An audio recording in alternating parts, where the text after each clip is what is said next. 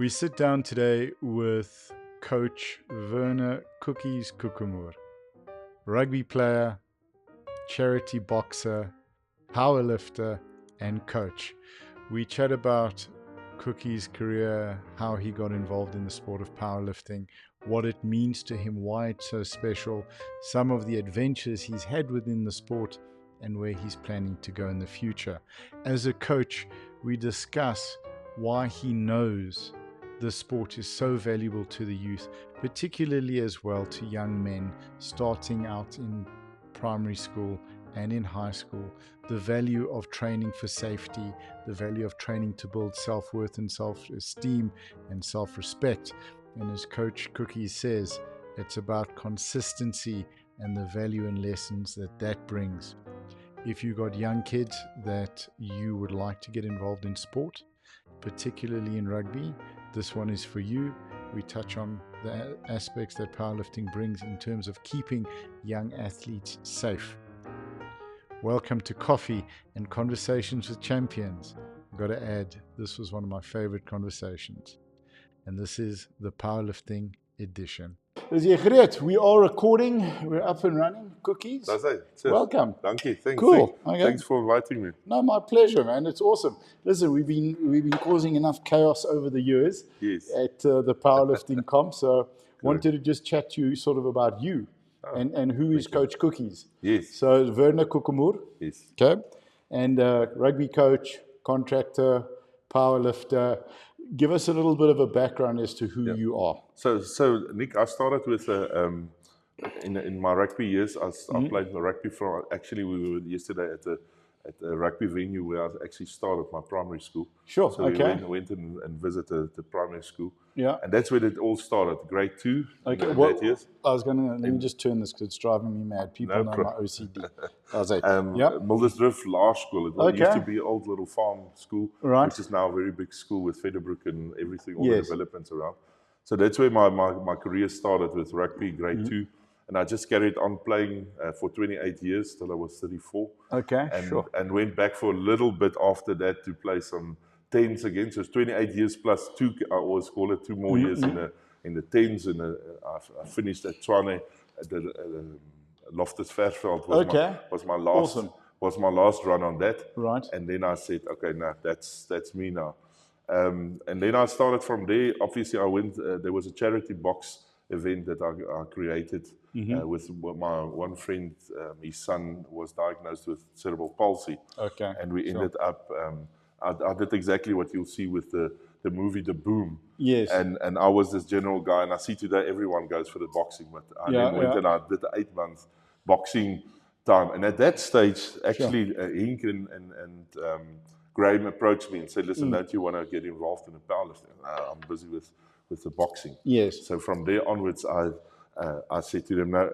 So I finished up the boxing, and then in the next year coming, my father had passed away. Right. And it was just a bad time in my life. And eventually, I was in a very bad place. And Hink and Graham just said, this is time for you now. So they pulled me in. And I said, we're going to do powerlifting. Right. So, okay, let's do this. Is that Graham Green? Graham Green, yes. Okay. Yeah. Awesome. So we started I started with barbell bullies. And obviously, I've been gymming my whole life and been in sports the whole life. So it was almost just a transition over into a new sport. And I did the boxing, so I was conditioned. Right. And it just moved in from there. And it was quite funny how they actually just said, okay, we're putting you into provincials, you're going to compete. I'm like, whoa, give it time. And they just said, no, let's do this. So we ended up starting with the powerlifting and did well in the Gautengs. And they said, okay, let's do essays. I'm like, whoa, this is going too fast. But we did.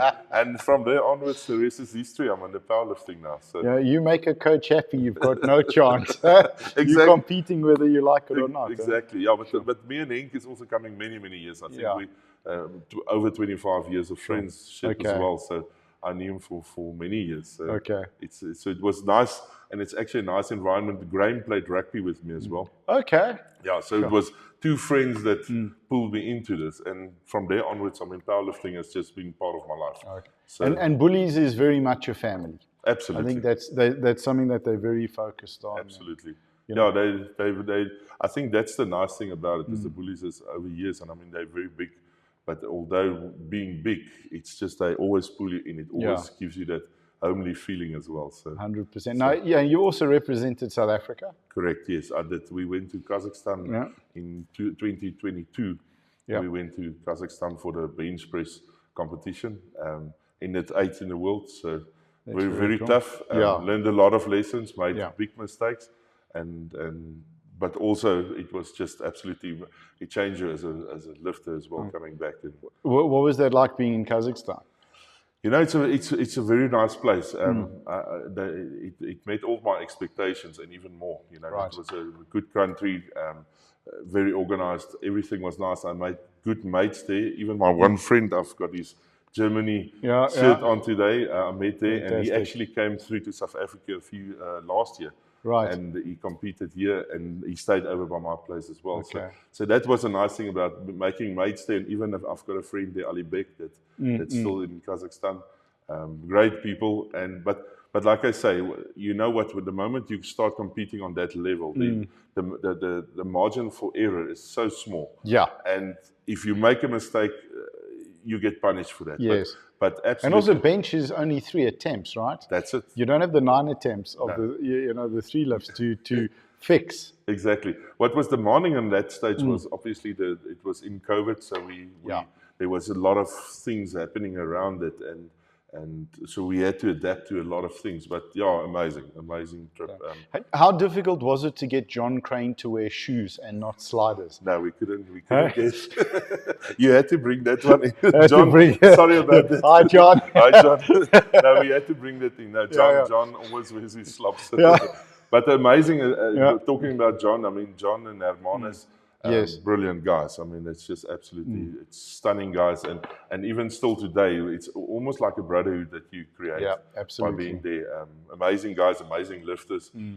They're getting old now, but... I said when I was commentating on essays, where John unfortunately tweaked his knee, and he came out with the one knee sleeve on for the bench press. I remember that. So I said on the commentary, like John's a big Michael Jackson fan. He'd like to wear one glove, but you're not allowed to wear gloves, which is why he's wearing his knee sleeve. So, but speaking about that trip, I mean, there's something else that you guys are famous for, and I think the team drew a lot of attention because you're big guys. Yes. So, what was it like on the flight with Vanessa between you guys? Yeah, that was quite amazing. I must start it by saying, usually when we get into a flight, I don't know why people grab to their tickets, but they will literally and checking because there's an open seat next to them. So because we come and we literally coming through the aeroplane. But we ended up with Vanessa sitting between me and Hercules. And I think there is some pictures around. There was. You didn't see Vanessa though,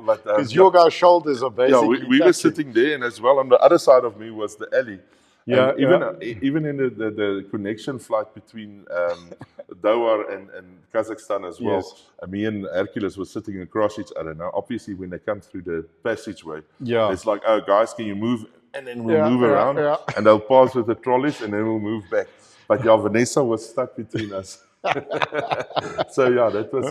But she felt safe on it. She felt very safe. She had airbags. Yes, absolutely. So that was amazing time with amazing people. Vanessa, I had a chance with her. We walked through Kazakhstan. Right. We did a lot of kilometers between ourselves.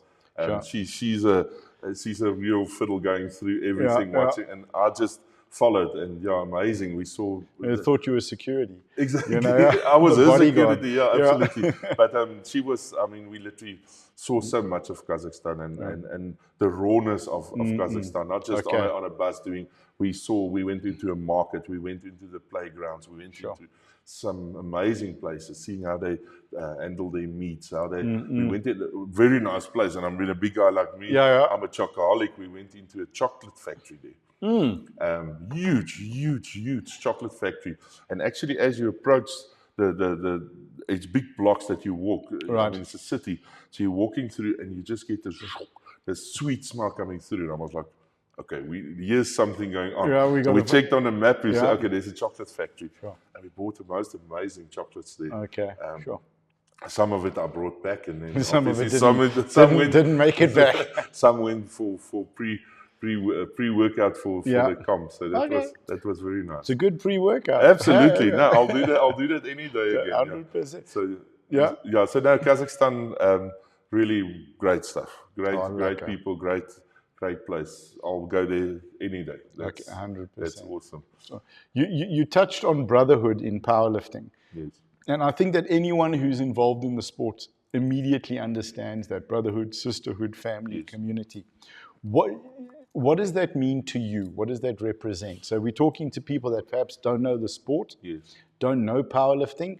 What makes it so special from that aspect? Well, I must take it back. If I must actually start it back into my rugby years. So the closest we got in rugby or the biggest thing in rugby is camaraderie. Yeah. That's you play for each other, you work together, you become Absolutely. brothers in pain, brothers in victory, brothers in everything. And I think that was what was nice about the transition back into powerlifting was exactly I got a lot of that back in here. Obviously, with all the people doing it. What's nice about powerlifting is the camaraderie is that everyone wants to help everyone. Yes. It's a place where no one wants to see you fail. Even if you get into a comp and a guy is close on beating you, a guy would always support you. I've never encountered in my 5 years of powerlifting a place where people would go, I hope he doesn't get this lift. They literally, and there's crowds and the supports. I mean, you saw on essays as well. It was fantastic. There was a vibe that was going about it. And it's, although people have their favorites, nobody, and even afterwards, you're having your medal ceremony, guys are like lifting you up. I had an injury in this essays with my hand. Yes. And the guys was literally, everyone wanted to help. You get to the back, a guy always offers you an Energite or a chocolate, or listen, do you need this? Can I give you strapping? Can I help you with spray? So that's the family part of powerlifting, is that you actually, there's people always, it's an upliftment sport. It's well, we're lifting up, but it's also upliftment sport as well. For one another. Absolutely. I think it's crazy. It's like the guys that you are competing against are the ones who are cheering the loudest for you. 100%. They're the ones who are wanting you to achieve and to win. Correct. And I think because we all want to get as strong as possible. Yes. So if you get stronger, I know I got to work harder. 100%. If I'm lying in bed on a cold winter's morning and 4 o'clock my alarm goes off, so Koekies is at the gym, I got to go. 100%. And it's not in a bad way. Yes, absolutely. So that's the nice thing, is that the competition is hard, but it's a positive vibe. It's a situation where people actually want to run you down, and that's the nice part. I must tell you how many times you get to a comp and a guy missed his belt, or he left it at home, or needs something, and it's like, Koekies, can I? Yes, go. And we literally help each other. Yeah. There was a young lady lifter from the Western Cape, I think, and she forgot her singlet. And so Heather came out to the ladies who were competing before and just said, does anyone have a singlet? She says she doesn't mind if it's a bit sweat. And they were all going through their singlets to see whose was the driest that they could lend to this young lady. Oh, that's good. That's beautiful. And that's the sport. Yeah, even if you take the powder that we put on it. I mean, you have been before as well. You're not even at our club, and you would literally have a... Come, let's help you guys. And everyone is there too. No one says, no, I'm not going to give you some. If I must tell you how many times I had tape that people just said, have that. It's beautiful. That's the nice thing. And what I like about it as well is the age. There's no age really. Well, except John, that's been extremely old. Old. I think he's actually older than Dan Oppenheim. He most probably. If you have to check his ID, probably. But what's nice about it is that you have a Dan that sits there, and I mean, he's a legend in his own works. I think he's 79. He's going to be a Master 5 next year. Amazing, and he's still part of it, you know. And you take it going down to the youngsters, and that's so important as well. If you talk family-wise, it's so important. There's ladies, there's guys, we all building this up, you know. And that's the nice thing about it is, and what I like about the sport is they've also now put a lot of emphasis bringing our big boys in a bit earlier, where we used to be at the end. Yes, because that allows more crowds, and especially 100%. youngsters enjoy the fact that they come in as the big boys, and there's a bit to that as well, and that because it's been split up in comps with 3 or 4 days usually. Yes. You tend to not see a lot of lifters, Yeah. but that allows so much more of that. And Absolutely. but there's no age. That's what I want to actually say. There's actually no age in this whole thing. I mean, you talk about that like the Devet girls with Majan. I remember her lifting when she was 8 Yes. or 10, like on the platform, Yes. coming to do a guest deadlift. Sure. And now she's world champion. Amazing. You She's know? an amazing lifter. And like that's what it makes it very, very special. And that's what as well with Henk and Laura as well with the 2 girls. I mean, I think they already show it beforehand. They show that it's them and the girls, and they're powerlifting family, and that already sets the tone for whatever you need to do. need from there. Yeah, amazing. Hundreds. You mentioned when we were chatting earlier, you coaching a lot of high school kids. Correct. And you're working on the strength and development, the sports specific stuff, which I want to touch on a bit later. Yes. But I wanted to speak to you about why is the sport so valuable, so important? I had a young British lifter on the podcast a couple of days ago, and talk about like for a young girl, for her self-worth and her self-esteem was so important. Why is this so important? Let's talk about for young guys. So I think you work primarily with the rugby boys, for young men. You know what the biggest problem in our society is today is there's a lot of kids that is very interested in weights, and it obviously it's a testosterone push as well. But what's happening is they want to be part of it, but it's almost like they're going without a car license. They're going on the road. So where powerlifting actually allows you, it brings it a bit in. And a lot of my work goes into there, where I literally take the guys and I take them back to basics and teach them the right way, right techniques, right everything, to have them injury free as well. And that makes it exciting to be part of this. And I think that's important. It's important for children to do weights. I think that's a bottom line. Yeah. Well, to be healthy, we can't just bracket it down into a situation of saying, they must just powerlift anything in the sports. But it's nice. But your powerlifting is your foundation. 100%. The squat, the bench, the deadlift. That's the foundation of any program. Correct. You speak about weights and bodybuilding. That's where Arnold started. 100%. He started with the powerlifts. Yeah. And then went specialized once he'd built the bulk. Correct. And it's actually strange how the world has changed, and a lot of and it's strange. You walk into a gym, one of the first things people you ask them, listen, do you squat? Oh no, my back. My back. Or you get to a deadlift and guys come and they say, do you do deadlifts? No, I don't do deadlifts. Why not? No, my back. And I said, it's not a back it's exercise. Bad for your back. It's not a back exercise. It's a leg exercise. Yeah. And that's what's fun about it. And the moment a guy starts getting that, I always say, the moment someone gets strong, their self-confidence builds on this. Yeah. You'll never have a guy that's training hard and doing his stuff, and is not getting self-worth out of it. And as well, we're keeping the children off the bad stuff. Listen, not even in terms of drugs or whatever, but just off the junk food. Because you know that if you're eating badly, your performance in the gym is not going to be there the next day. But also if you're going out and drinking and taking drugs or vaping, which is a big thing, your performance is not going to be where your friends' performance are. Yeah. And you don't want to be the weakest guy in the gym. Not at all. So you got to it's everything that happens outside of the gym that works. Yeah. But I think for young guys, and touching on that bad influence stuff, what makes powerlifting so valuable in terms of the community for young boys and young men? In terms of what the values, what does it give them? What does it teach them? Well, I think that teaches them consistency gives success. I think that's brilliant. That's for me is absolutely the and you're learning that you that consistency. And if you take it from powerlifting back into schoolwork, back into whatever you're taking from there.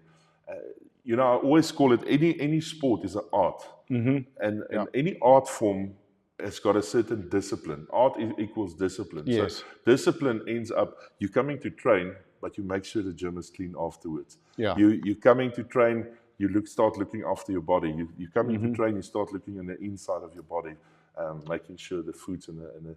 So that's really important that discipline gets pushed through, and that the children can see that that's the right way of living. And this is a fun way and a way that they want to.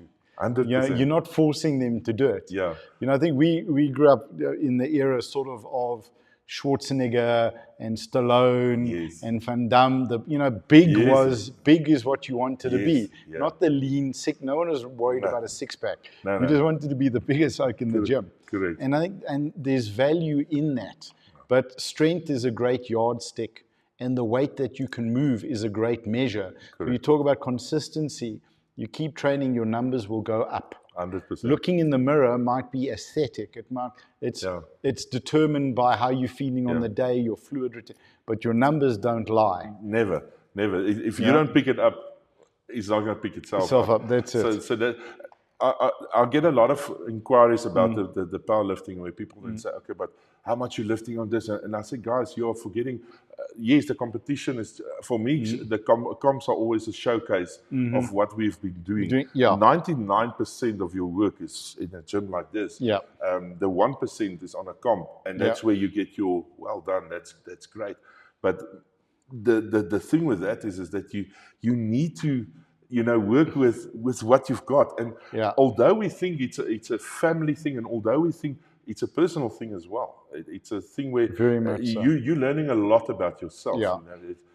If your body is not, there's a quote saying that if you haven't pushed your body, how sorry is that to live a life without really knowing your own it was strength? Aristotle. If a man doesn't know his own strength and his own capability, I think it was Aristotle. I think, they'll let us know in the comments. Yes, 100%. That's it, and it's so true. Like, and the thing is that our body's our greatest tool, and our greatest toy. Yes. What was the song Wear Sunscreen? Yes. Is it like love your body? Yeah. It's the greatest tool you'll ever own. You're never as fat as you thought you were, and you'll never. And I always try to tell people, you are the strongest and the youngest. Well, okay, you're potentially the strongest, but you're definitely the youngest today that you'll be for the rest of your life. Yes. Don't waste the training session. 100%. That's it. Yeah. So tell us a little bit about your coaching. What are you doing? Who are your clients? How are you working? So I do as a coaching at the primary school, Koekies op North, primary of Koekies op Noord in Afrikaans. So I've been working with boys from 6-year-old. Okay, sure. It's a lot of. That takes a lot of patience. That's even tougher than being on powerlifting. Yeah. But so I started with 6, 7, 8, 9, 10. I had a team that I worked with for 5 years. Okay. And then I had to let my Okies go. They needed a new voice. They needed new systems. So I let them go for the under 11. So the school has asked me then to stay on. So I'm the second team coach there for this year as well. But it's a very much a learning curve with primary schools. And I work a lot around that with my coaching, a lot with the individuals as well on primary school. And then at the high school, I've been involved with 1 or 2 Krugersdorp high schools as well. At this moment, I'm at the Hoërskool Noordheuwel. So what I'm doing there is I'm throwing my rugby and I'm throwing my powerlifting in one little bottle, and we say, okay, let's work with that. Okay. My main object that I have to do with that is the fact that I need to, where my success will lie is if the children are injury free. Yeah. It's not a matter of how strong can I get the boys. So I get a lot of questions. Guys go, how strong is it? No. It's all about, and it comes back to what we said about the weight training, is that the weights create that the body is strong. If the body is strong, it's injury free. Yeah. And obviously with rugby being demanding as it is, you need to have a strong body. Yeah. So that's my work there. Is I work with that, and then I have my personal capacity. I have my own gym, small gym, not like your big gym, and I work one-on-one with rugby players, which then evolved into some more and a bit of. I have a youngster that I helped with. This was horse racing where he fell, and I helped him to fall. Amazingly, that was quite fun helping him with that. But it's the conditioning around it, and now I'm also helping with weight loss and that type of thing. So that's where I'm involved with this. So it's a bit of everything, but it's all based between a mixture between rugby and powerlifting. So that's the fun part of it. And those are your passions. 100%. So who are you working with? I mean, so who's your typical client or your ideal client for people watching? If they're going, hey, that's me, maybe I must get in touch. Yeah, so the people I work with is actually close to anybody and everybody. I started being very specific into rugby players, and it involved a bit of more. Being a provincial rugby player years back as well, I do have my contacts and stuff. So I work with guys, and I then help the boys to find ways out of in the rugby world out there, which is today humongous. So my main aim is obviously sport specific, but I've also learned that there's people that wants to get involved in this. So like with the ladies doing weight or coming in for dropping some weight, I'm involving them with what I do at the rugby and with the powerlifting. Yes. And because the powerlifting is the foundation for everything, right? That's the foundation to everything. Okay. And it's fun for them, you know. It's actually funny. The ladies came to me and said, listen, you know what, we want to come train by you. And I'm like, okay, that's not my job. And eventually they say, but you know what, we're watching this and this and this online. And I said, okay, guys, but yeah, you're going to have a personal touch. And they came back and said, wow. And all the strange thing about it is, Nick, everyone has this idea of, especially ladies, that if I'm going to do weights, I'm going to get big. And it's not about it. I mean, you know yourself is that if you do powerlifting, a session of squats, that you go in for a session of squats is as much as 2 sessions of treadmill or 3 sessions of bike. 100%. I think a big lifting session burns calories for up to 24 hours. And you can use a third of your calorie expenditure for the day. Because it's not only the calories you burn for energy, it's the calories that are needed for the new tissues to be built, right? Yeah, that's it. And cardio is maybe 3 hours. Correct. Maybe, and it's glycogen. Yeah. So you want to lose weight, lift weight. Lift weight, that's exactly it. 100%, and you're not going to get big. I mean, you obviously, the more you train it, and it's like anything, if you take a dog and you make him run, he'll become a race dog. But if you teach him, it's exactly what you want to be. And I'm sure you'll find this if you haven't already. The moment they start to get a little bit of muscle, the moment they start, because they start to see muscle when they lose the fat, right? Yes. The moment that happens, they get so excited, they want more and more. Yeah. Exactly. But what people need to also realize in the whole fact is that you start off, and in the beginning, everyone just looks at the scale. It's one of the things I always tell everyone that comes to me, stop looking at the scale. Because the first thing you do is you're going to pick up weight. And it's like, whoa, why am I picking up weight? I want to drop weight. And like, whoa, just follow the system. And it's like your body has to adapt, and it's building on a muscle and you are more concentrated on drinking your waters and being more healthy. And the next thing, the weight just goes. And then, like you say, then they start cutting, and it's like, okay, now I need more of this. Exactly. And seeing the results for them is where we go for a showpiece of going to comp. So then the showpiece is where friends come and say, oh, wow, you look fantastic. What did you do? So it's about... And then the husbands want to come and visit, right? 100%. So that's the fun part of it. Yeah, absolutely. Oh, awesome. Absolutely. I think, and now for you with that, like, what's the future hold? So in terms of your coaching, what are you looking to do? And also in terms of your competing?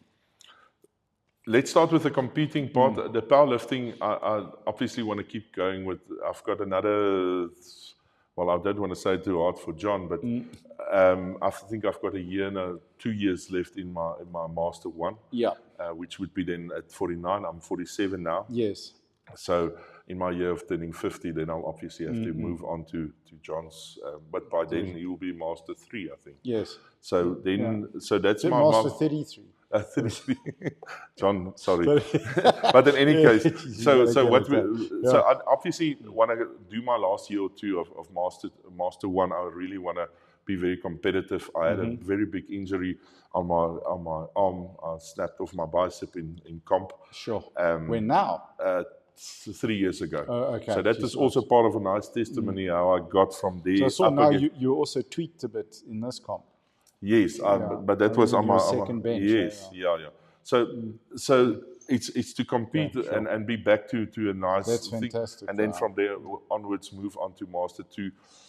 But I do see myself competing for quite a few years, and that's what's nice about the powerlifting. It always allows gap. It always allows there's space for anybody and everybody. So Absolutely. so I'll be busy with that in my powerlifting.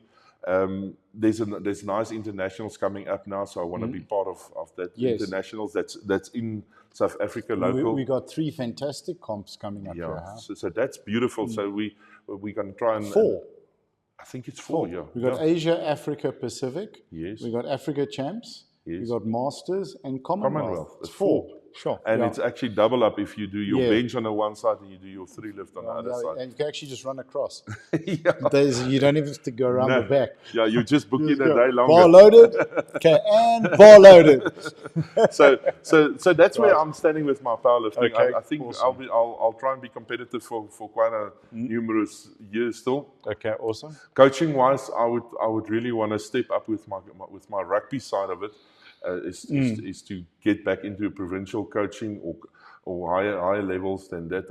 I would really like to see myself move up with that. Right. But I always want to be part of the youngsters. I've got a very sensitive part of that where I feel obligated to really work with the youngsters and really get them going. So I will always my foot will always be in by the schools and the schools that I'm at now as well. I'm very passionate with them to help them and you know what, you grow with the boys. So what's the nicest is when an Okie comes to you and you saw that where he was struggling and he comes back to you in the gym and he says, "Wow, coach, this really worked." And that's the nice thing. So I think I would always like to keep that as long as you have the time, obviously, to do that. But that's more or less where I'm sitting with going with this sport. Oh, fantastic! Yeah. And you touch on that point.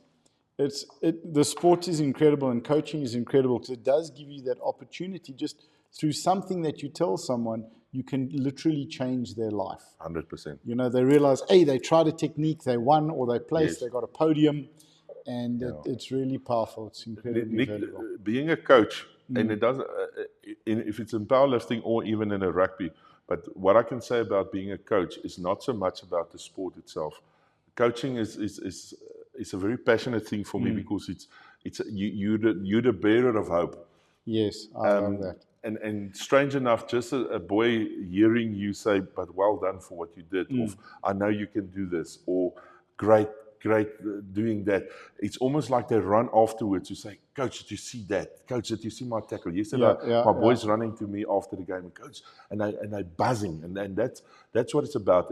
And that hope, I don't think we realize how much that hope actually means. Absolutely. I've moved my coaching even further than that, where I would literally go do house visits, and I will sit with a boy with his exams, and I was like, "Whoa, these points are not good. How are we going to sort this out?" I helped a boy that was smoking, and his mum phoned me and says, "Listen, he's smoking." So I went there. Funny story, and I'm sitting there, and I bought a packet of cigarettes like our fathers used to be, and I bring the packet there, and I'm like, "Okay." And I never smoked my whole life. So this is a very big mountain for me. And I'm sitting there and I said, "My boy, why are you smoking?" "No, but coach, this." I said, "But we are working on being healthy and this and this and this." And we ended up sitting there and I said, "Now we're going to smoke." And I'm like, "Oh, wow, what I'm doing here." So eventually I pulled out the packet. I'm like, "Okay, you have one, I have one." And his mum obviously smokes. And I said, "Bring the lighter." And then he was crying about it. And I thought, okay, let's just get over this barrier. I don't need this part. But in any case, the long story short, we got him off smokes, and you know what? He's learned so much. He's increased in his schoolwork, and he's just a positive boy. That's my work. That's coaching. Is creating hope. If you are a coach with result driven, you're in the wrong business. You need to get out of it sooner than later. A coach's work is to create hope, create that where everything is broken. They say, but it's broken, but we can do something with it. We can do something about it. That's a wonderful note to end on, Koekies. Thank you. Thank you so much Thank for you. your time, dude. Thank you, Nick. Thank you I for appreciate coming for coming through as well. Thank you. How do people get hold of you? Have you got social media we can share? We'll put in the comments. Yes, you're welcome. We'll put it in there. I'm on Instagram. I'm on Facebook. Okay. And they can Coach contact Koekies. me. Coach Koekies is on Instagram. Yes. Yeah, there we go. They're welcome to contact me, or even we can share numbers as well if we get to that stage. Perfect. Thank you very much. Thank you. Okay. Thanks, Nick. Cool. Thank you. I'm going to end the recording quickly.